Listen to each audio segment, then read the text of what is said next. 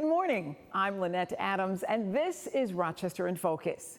Coming up on our show today, we begin with a great conversation with Leah Leverage. This young woman bucked the expectation that she would just go to college when she graduated from high school in 2022. She made a different decision. Wait until you hear how it's going for her and her advice for other high schoolers graduating this month. Well, this is festival season in the area, but an event happening this afternoon is about more than just fried dough and blooming onions. It's a benefit concert and organizing event called People Have the Power. The organizers wanted to do something to galvanize people who don't like the decisions coming out of Washington, D.C., and to support the many local organizations affected by the cuts. You'll hear from organizer Bruce Handelman and Gerard Conurs, lead singer for R&B group Oblivion, one of the bands performing. We also talk with the organizers of Rochester's Juneteenth Festival and Parade coming up on Saturday, June 14th. Nakia Washington and Josie McClary will join me to talk about what you can expect this year. They're also asking you to come out and line the streets of downtown for the parade. Then finally, Jesse Noth joins us. He's the president of the 19th Ward Association. This Saturday, the association will celebrate its 60th anniversary at its annual Square Fair. And there's a special element this year you won't want to miss. It's that time of year when young people are graduating, and many of you are probably deciding, what am I going to do with the rest of my life? Especially if you're a high school senior. You have so many different options and you're not quite sure which one is right. Well, you definitely want to hear from my next guest. Leah Leverage has a podcast and community called Decision Day. Decision Day Podcast and Community. I love that. Thanks. And thank you so much for being here. Thank you. Well, I think we could start with, did you have a decision day? I always ask people this question because decision day can mean a lot of different things, but did you physically have a day during high school? No, actually. No specific decision day? No. Okay, we did, and as someone who was undecided and not sure about going the traditional college route, I was like, what am I supposed to show up and wear on decision day when you're supposed to be decided with your college merch or wherever you're doing, wherever you're going. So I was very confused. I was nervous. I think my mom reminded me that I came home on the first day of school like, I'm gonna do senior skip day and I'm not going on decision day because it's too stressful. It's a big commitment to make, and you're also comparing yourself to everyone else. So that's where decision day came from. But I'm now finding as I interview people and talk to people, it's not a universal concept of showing up at school and having a real day that you have to be decided. Now, when I was a senior in high school, I already knew I was going to college. Like, my mother basically would kill me. She was like, she threatened me within an inch of my life if I did anything other than that. But you have so many options today. Tell me what was going through your mind that final time of high school. Senior year is so hard because you have that comparison, you see social media, you see all of these options, but you also still have that societal pressure of college is a really successful path. It's just now we have to start considering the change in how expensive it is and the value that we're getting out of it. I think being a junior during the pandemic, that definitely impacted a lot, but what was going through my mind was just, I don't know what I want to do, and none of these colleges feel right, and it was never something I really was looking forward to. I wish I was like you, where I knew exactly what path I was going to go down, but I needed some more time to explore, and I think taking a semester off after I graduated in 2022 really helped me understand who I am, what I like to do, what change I want to make in the world, and what I'm naturally good at. So let's talk to some high school seniors. What is the first thing that you would recommend? Ooh, oh my gosh, there's so many. For someone who's not sure and feeling that anxiety the way you did. I would say job shadow. If you're not job shadowing, I don't know if you did as well when you considered getting into news, but job shadowing can really show you what is this career that you might be interested in, what's it really like, and can you see yourself in that position? It gives you a little trial run, and then it gives you something to strive for if it is a career path that you want to follow. Well, let's talk about what you have ended up doing. Yeah. We talked about the podcast, but tell us a little bit about the podcast, and you also work full-time. Yes. So I've been working with a company called Big Brand Ventures. I'm now the brand manager and event planner there. We work with Original Shark on Shark Tank, Kevin Harrington. It's a lot of business entrepreneurship. And I was actually working with our co-CEO, Brandon T. Adams, in my junior year of high school and senior year. So I had that kind of going, and I had the entrepreneurship side. So when it came time to decide, should I go to college, I had this really cool job that I liked, and they were teaching me to build my own brand. So that's where Decision Day came in. I was like, I need to build this up, but also if I decide not to go to college, I want to document it just in case and maybe find a community of like-minded people who just want to work right away, or maybe are questioning the traditional path. And so Decision Day is just the resource I wish I had when I was undecided and feeling alone. And it's a podcast and community with advice on adult life and career exploration and a little bit of basic finances in there too.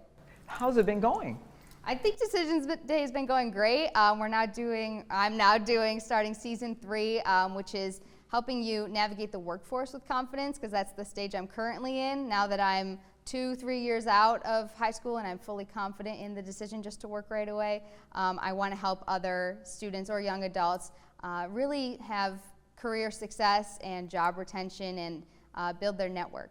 And it sounds like you're having fun. Yes, it's so cool. The travel that comes with working for entrepreneurs, especially ones that aren't local, but also meeting so many people in the Rochester community that are also entrepreneurs, and everyone's so supportive, and it's been going great. I really like it so far. Well, thank you so much for sitting down with us. It's been fun talking with you. Thank you, Lynette. I appreciate it. We'll be right back. We're talking about the 19th Ward Square Fair, and it's going to be special this year. And joining us to talk about it is Jesse Noth, who is the president of the 19th Ward Association. And it's so nice to have you to talk about this year's fair, the 60th anniversary. Tell us about it. Yeah, thanks so much for having me. So all the festivities will be at Aberdeen Square, right in the heart of the 19th Ward. The day starts with our famous pancake breakfast. Then the vendors are setting up, and all those festivities kick off around 10. We have a parade through the neighborhood at 11, and then of course wrap everything up with our headliner Magnetic Flow. Of course, other music throughout the day. There's lots of food, kids activities, vendors, both community resources and local businesses selling all sorts of goodies. It's going to be like a family reunion. Explain that. Yeah, so for our 60th anniversary, our theme is homecoming, and we've invited all of our past presidents that are still with us, back to the Square Fair to celebrate. Why is the Square Fair so important to the people of the 19th Ward? Like Rochester, we like to have fun and celebrate, and it's festival season. So this is our kickoff to summer. We've been doing it since the association was founded in 1965, and it's our way to get all together after a long winter, see all our neighbors, and get ready for the year and have a whole lot of fun together. And there's a lot of history too, right? Right there in the 19th Ward. So we've, like I said, we were founded in 1965. Some of the things we were founded around was fighting practices of real estate agents who are trying to push out white families, convince white families to sell their homes and all that. There was a highway plan through the neighborhood that we fought, and that was just when we were founded. Since then there have been generations of neighbors that have worked to improve the neighborhood, and all sorts of projects that are around that we could point to that the association had a hand in. Not to mention the fact that it started the year after the race riots here in Rochester. So there's a lot of history in that area. Why do you live there? What made you move there?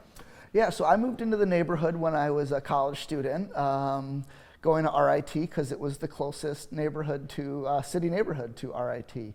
I ended up staying in the neighborhood, getting involved in my community, and I haven't left the 19th Ward since then. It seems to me that it is what we would want America to be. It's like a melting pot in the 19th Ward. You have young, you have old, you have black, white, or all races, ethnicities, but it really is a place where people are unified and people really care about their neighborhood. Correct? Yeah. Yep, and that's one of the reasons I stayed in that neighborhood. Certainly, I wouldn't have found my career in community work if it wasn't for getting involved in my local neighborhood in the 19th Ward Association. So definitely is a special part, and we've been able to keep our association going as volunteers in part because we do have a term limit on presidencies. So when I said all the presidents from the past 30 years or 60 years, it's about 30 of us that have served. But because there's a term limit, the next person's always stepping up. So we're always recruiting more leaders, whether it's just a project you're leading or we have the neighborhood broken out into districts. So we have delegates from all different areas of the community up to that executive leadership level. We're always looking for ways to get more neighbors involved. So can outsiders come? Are they invited as well? Everyone is invited to Square Fair, and you can mark your calendar. You can put that reminder on forever repeat. It's the first Saturday in June at Aberdeen Square. And there is something, it sounds like, for every age, Yep. Something for everyone. We always have lots of kids' activities. There's great music and line dancing and some little other exercise class sessions mixed in throughout the day. We have performances all day long from local talent, from kids to some of our elders, like the Swan Band is also usually a fixture of the Square Fair. And that's the community band as well. And it's just a great day to see all your neighbors. We'll be right back. The Martin Luther King Jr. Commission is bringing back the Juneteenth celebration, and it's on the way. You're probably wondering what's happening this year. Well, two people who were talking with me today can tell you all about it. Nakia Washington is the festival coordinator, and Josie McClary is the parade coordinator. And I'm so happy to have both of you here today. Thank you so much for having us. So I know that this celebration has grown each year, right? So what can we expect this year? Well, you can expect the theme, Manifesting Infinite Hope, which is not just a slogan, it's a mission, and it was taken from Dr. King's wonderful, inspiring words. We want individuals to come out and support and just remember their culture, their lineage, their history, and celebrate that moment, and be around all the community individuals, celebrate the parade, and enjoy themselves, most definitely. I know the festival has been around for a minute, but the parade is relatively new. Why do we need a festival and a parade? Oh my gosh, so parades are definitely a way to join and celebrate different groups, to show the diversity and just to showcase and celebrate. I mean, parades are meant to celebrate, and this year, as Nakia mentioned, maintaining infinite hope, it is more important, definitely important for folks to come out and celebrate with us in the parade. Why? Why is this year especially important for people to be a part of everything that's happening? With today's climate and the new administration in office, we want people to maintain their pride, their hope, and understand your culture is nothing to be feared or to be denounced.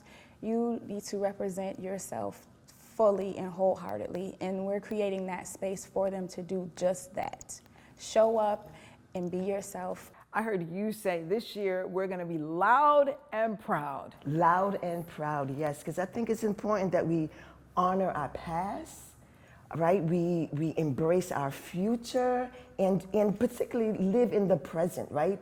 Because right now, I mean, as already mentioned, just the climate in the air and what's going on, I mean, we really need to come together, unified, stand together, and let's make some good noise. Make some good noise. So talk about what's going to happen on that day. Tell us a little bit about what we can expect. So outside of the parade, we have an array of food vendors, merchant vendors. We have a lot of local artists coming to perform. So you'll have a full lineup of entertainment all day. And our most important special guest, we have Robert Glasper coming to, again, bring back that hope. We have so many people from all different areas, from the local radio stations to our youth all excited to see him perform, and I can't wait to see this magic happen on stage. For people who want to get involved, is it too late to get involved in some way? Oh, not at all. Definitely, there's a call out for the community to come out and support us. Particularly, the parade, line up those sidewalks. We want you guys to be out there celebrating with us. And also, you can always go on www.rochesterjuneteenth.com to find out more information and how you can get involved. And it's really important culturally for people to celebrate who we are and celebrate the accomplishments of our people, and to really be proud to be an American as well. Yes, absolutely. I just want to say I want individuals to come out, show support, but show love as well, and embrace who you are. Tell us when this happens, when should people be there, all the good stuff. So the parade lineup starts at 10 o'clock between Plymouth and State Street. We're gonna march up Main Street. We're gonna make that right onto East Ave and then east to Chestnut and march pridefully to the MLK Park. So again, the parade lineup starts at 10. We will kick off at 11, and the festivities is gonna start at 12 o'clock at MLK Park. So again, 12 o'clock, MLK Park. We'll see you there. We'll be right back. People Have the Power. It's an event coming up this weekend with music and a lot of interacting with one another. People in our community coming together to be one single voice against some of the changes that have been coming out of Washington. And joining me to talk about that is Gerard Conurs. He is the lead singer for Oblivion, a local R&B band, as well as Bruce Handelman, who is one of the principal organizers of this event coming up on Sunday. Gentlemen, so nice to have you here. Thank you for having us.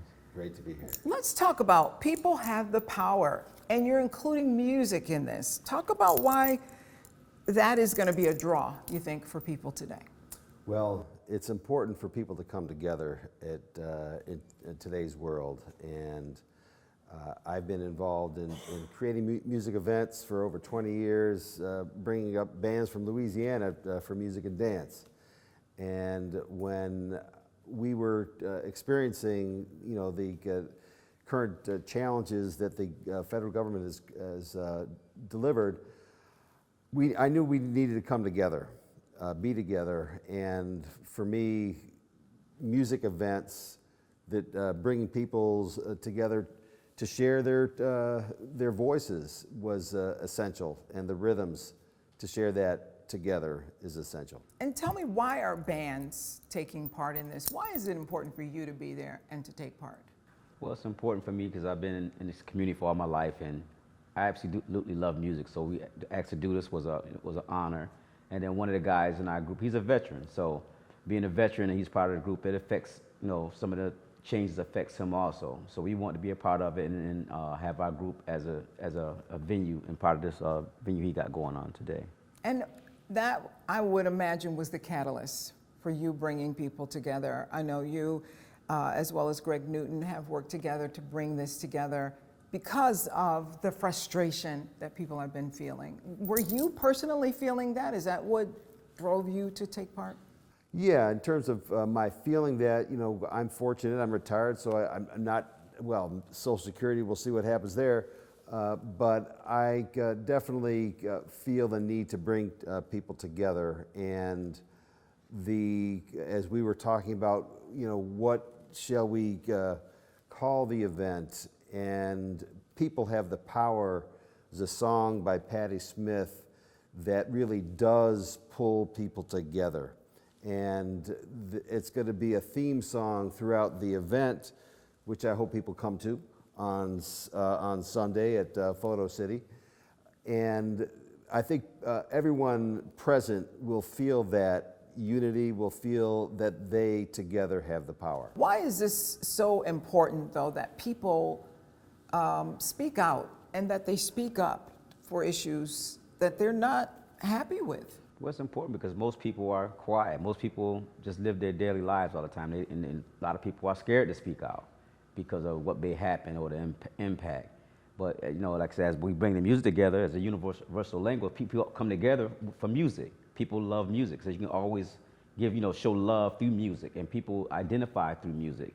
So coming together with the different groups, the different cultures, and all of us together, it just shows a unity among all of us in this community. Yeah, I love that. I love that. And I asked the others who are helping to organize this, what do you hope people come away with? When they leave the event, what are you hoping they think about or they have gotten from this event?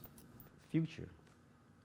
Happy future, looking forward to something that's better than what it's been. I mean, throughout the years, I've been in this city, through different administrations, not even just the Trump administration, but all the effects throughout the years. Like he was talking about the union. I worked at Delco Products for 16 and a half years. Things changed, a lot of things moved to Mexico.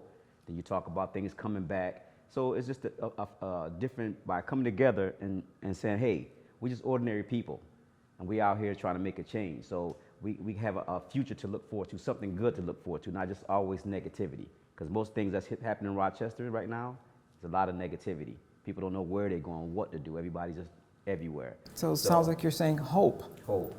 And connections. One of the things that happens when we do events, when I do events, is people talk to people and get to know each other, and get to know each other with that shared beliefs, share visions of better, and the importance of doing something now to be sure that vision does come to fruition. Absolutely. Thank you so much for being here. Thank you for having us. And we'll be right back.